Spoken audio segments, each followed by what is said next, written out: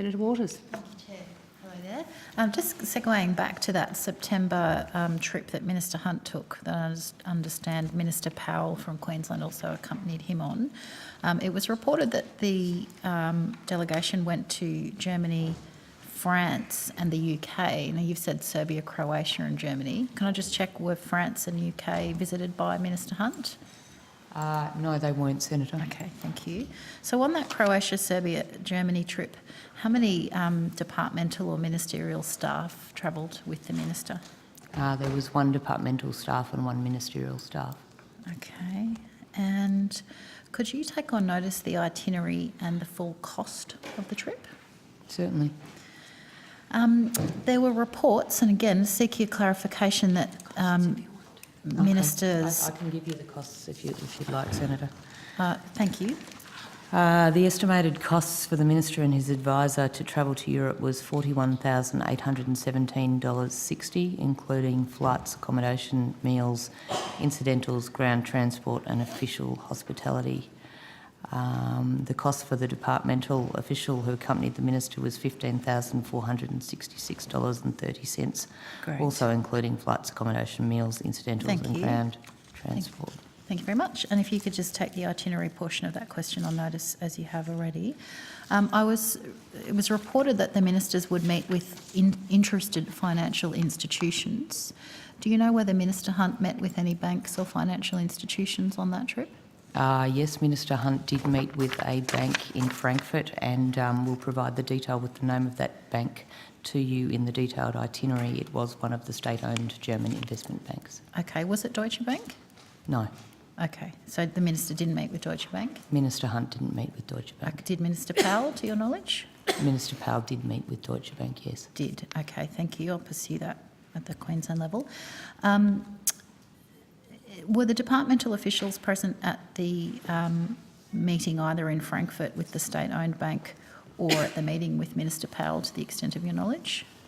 The departmental official who travelled with Minister Hunt was present at the meeting in Frankfurt. Okay. And are you aware whether that person was present at the meeting with Deutsche Bank with Minister Powell? Well, she wasn't, it was me.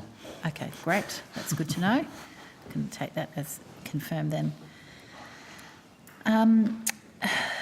Were there any assurances gained from any of those three member nations that the reef was safe from an endangered listing? The focus of the discussions was on explaining Australia's extensive management interventions and program of work that has been undertaken over the last 4 years with regard to the Great Barrier Reef. We spoke about the long-term sustainability plan, and we spoke about dredging and other matters, and undertakings weren't sought from the countries in that regard. Okay, nor were they proffered? I don't recall receiving any.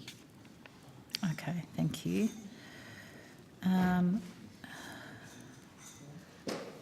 Great. Now, can I please move to the World Heritage nominations work? And in February estimates, in response to a quan, I was advised that there was 1.5 FTEs working on World Heritage nominations, and that included not only the Cape York World Heritage nomination, but also the Royal National Park nomination, as well as the 2 extension tentative listings that you referred to earlier.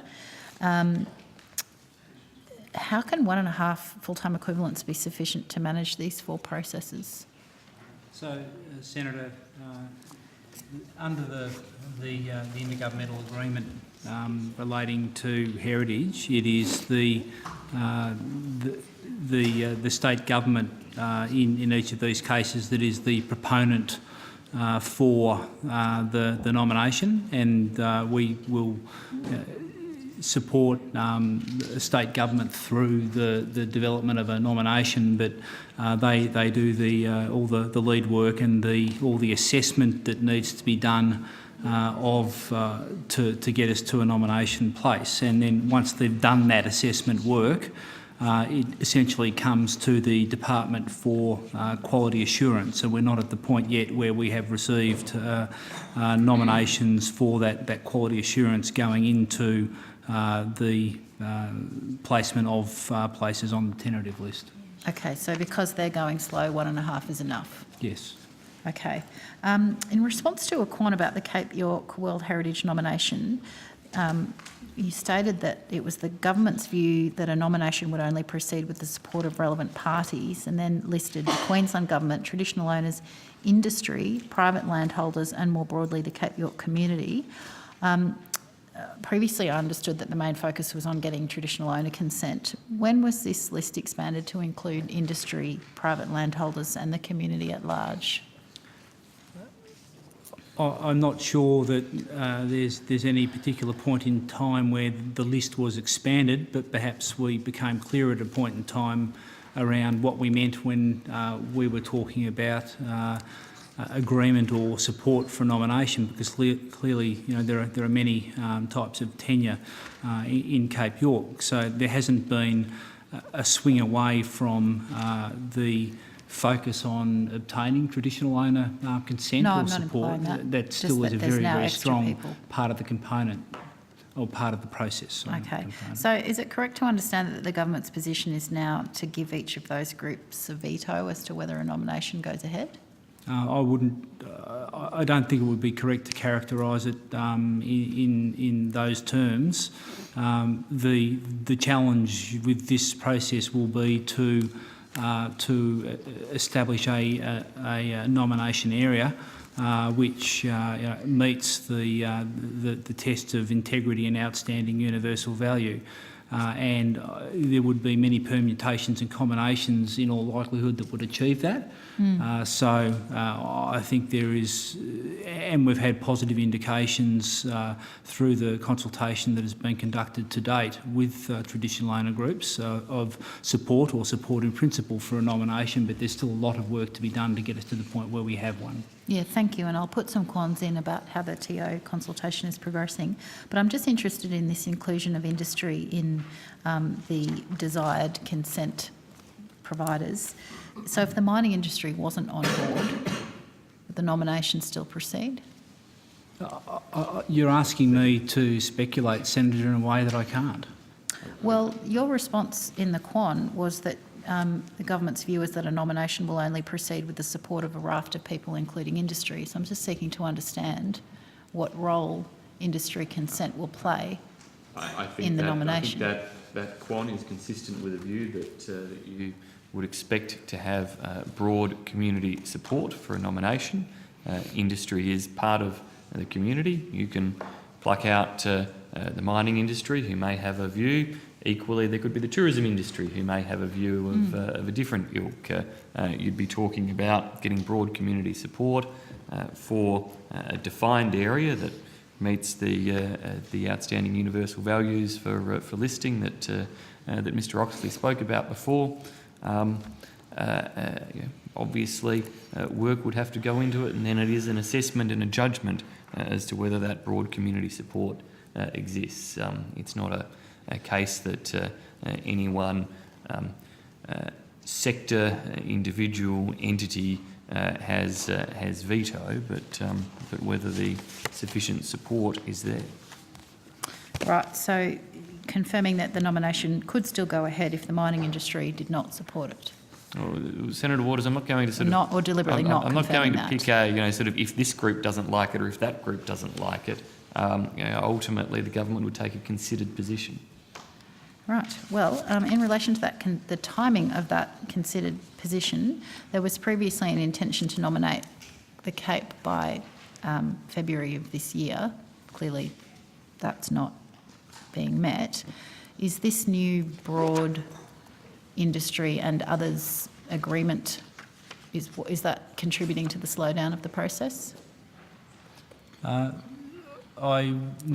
Senator, I wouldn't characterise it in those terms at all. The reality is that that there's a range of significant, there's been a significant land use planning exercise conducted by the Queensland Government, which has concluded in recent times. That has been certainly the focus of that government.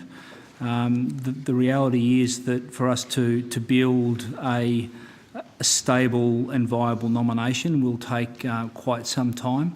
There are significant processes playing out in Cape York at the moment around native title, for example, and really all of these things need to resolve in a positive way for the planets to align to enable a World Heritage nomination to go forward.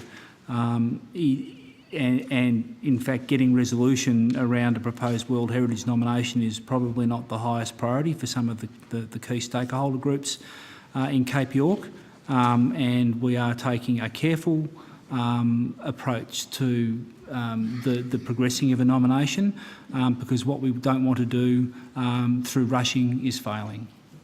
Just one final question before I pass over to colleagues with the Chair's agreement. Are you concerned that the very values for which the area might be nominated will be eroded the longer the nomination is delayed, given that there's a number of large mining proposals that are proceeding down their approval pathways? No, Senator, I'm not. No. And why is that? Because there's already quite some significant protected areas in Cape York which have, we would think, outstanding universal value, and the integrity of which is not capable of being, I would say, is not capable of being compromised because they are in protected areas. There are many Indigenous held areas there where the traditional owners are very much focused on maintaining the what I'd call the integrity of those landscapes. So I think these things can give us confidence that a viable nomination will come forward.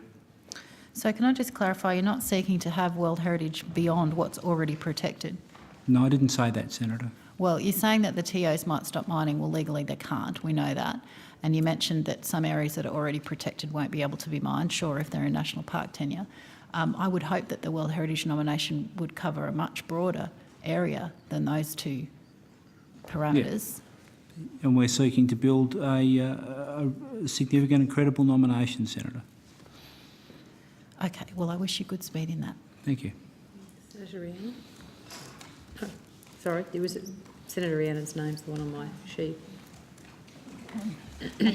Since Minister Hunt announced on the 8th of the 10th last year that he would work with the New South Wales government on and this comes from their media release, on a thorough investigation of Royal National Park's potential for inclusion on the World Heritage List. And the Minister also said in that same release, I have committed to working with and supporting the New South Wales government through that process. Could you inform the committee, one, what support has been given to the New South Wales government for this process? Two, where is the process up to for World Heritage nomination of Sydney's Royal National Park and the associated parklands? And will this proposed listing be raised at the coming Sydney meeting of the International Conservation Union? Senator, so in terms of support, as we've referred to in relation to some other World Heritage proposals, it is the responsibility of the state jurisdiction to take the lead, and I know that New South Wales have commissioned work and have been undertaking work on a possible nomination. And they've been doing that quite actively. So we've been in communication with New South Wales on that work. We've had some communication to and fro on draft material that they've provided to us, and we've provided some advice back. We've also had a number of discussions in addition to that. In terms of where it's up to, my understanding is that New South Wales have a draft document that has been prepared by consultants that they are working on. And that's essentially the state of play. In terms of whether it would be raised at the IUCN meeting, I'm not privy to that. I'm not aware of whether it would or wouldn't be. Thank you. Senator, the IUCN meeting, which is the World Parks Congress, I think you're referring to there, where New South Wales is a co-sponsor Yes. with the IUCN and Australia and New South Wales is hosting it. That would obviously be a matter for them to decide about whether they wanted to progress an announcement. If they want to get it onto the agenda, or however you do it. Thank you. Thank you, Chair. Can I just very short? Yeah, sure, a couple of minutes. Can I follow up or ask if this is the right place to ask it? I'm interested in whether you've done any further work or any contact with the state government in Western Australia over the Perth airport site as it relates to Aboriginal heritage at the site.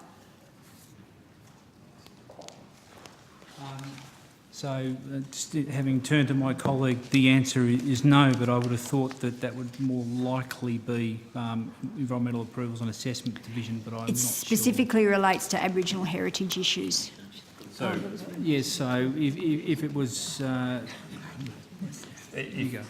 process, Senator, is where the EACD are the lead for those sorts of issues, and if there was a Aboriginal heritage issue, then they would come to us internally for advice. I'm not aware of whether they have in the last period of time, but that's the process. I understand. Have they come to you for that advice? As I said, I'm not aware whether they have in the last period of time, but in a question on notice, I think we covered this topic at the last session, provided some information. I think it was, where is it? You can just tell me the question number. Yes, sorry, I was reading it earlier. No, perhaps it's... That's why I was finding that, as you probably know, because if there was an activity on that site that was impacting on that and approval was required, because it's a Commonwealth site, the department would do a whole of environment assessment, not just a matter of NES assessment.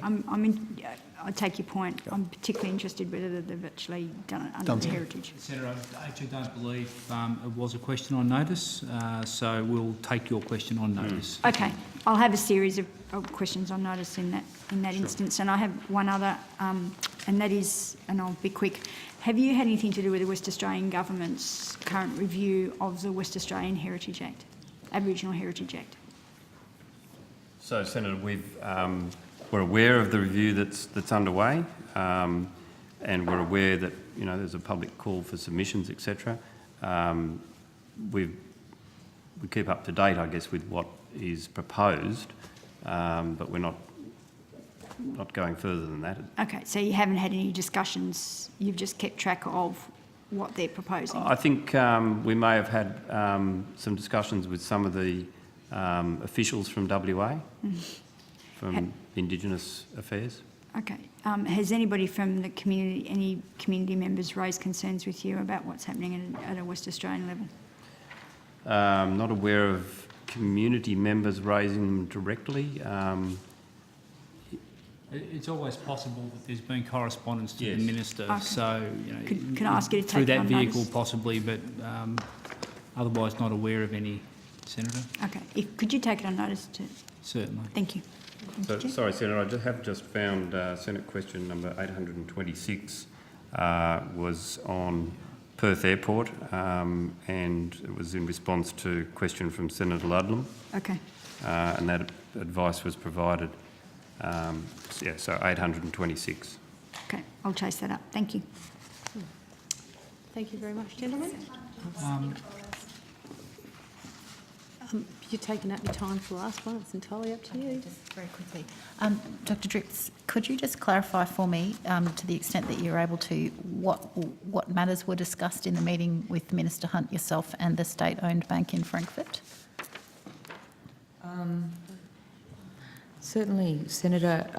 The matters that were discussed were the Australian Government's commitment to its 2020 targets for climate change, some descriptions of the way in which the government intends to pursue that policy, the Australian Government's commitments to understanding the science underpinning climate change, an overview of the measures that have been put in place regarding the protection of the Great Barrier Reef and the long history of strong partnership between the Australian and Queensland governments in the cooperative management of that property since the mid-1970s, the long-term sustainability plan and various other matters relating to potential investments that the bank might make in Australia.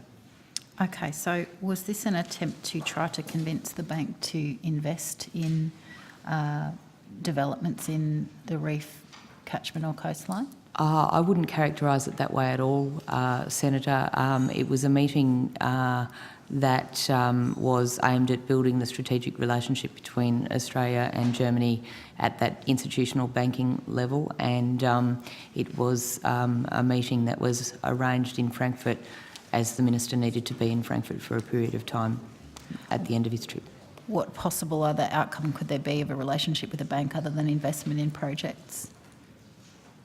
Well, I mean, that's your conjecture about what the meeting was for. I've reported the things that occurred at the meeting. Okay. Did the Minister seek for the bank to invest in projects in the Great Barrier Reef or the coastline? Senator, we can take that on notice if you'd like. It was an informal dinner with about 10 or 12 people at it, so I wasn't part of every conversation that occurred. Okay. Thanks very much. Thanks, Chair. Chair, if I may just